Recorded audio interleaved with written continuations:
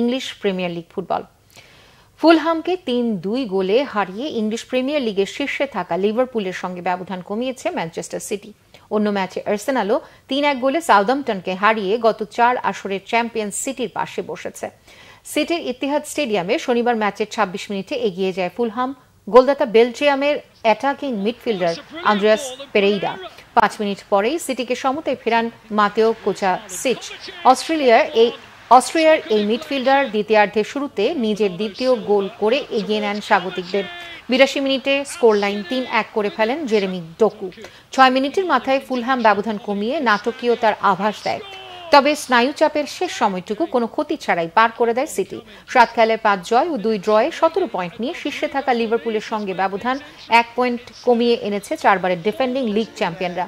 আর্সেনালও ঘরের মাঠে সাউদাম্পটনের বিপক্ষে ম্যাচের ৫৫ মিনিটে পিছিয়ে পড়ে ৩ মিনিটের মধ্যেই কাইল হাভার্টজের গোলে সমতায় ফেরে।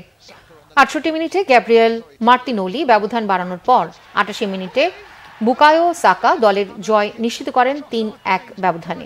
৭ খেলায় ১৭ পয়েন্ট নিয়ে সিটির কাছে গোল ব্যবধানে দ্বিতীয় স্থান হারিয়ে ৩-এ গত ২ মৌসুমের রানার্স আপরা।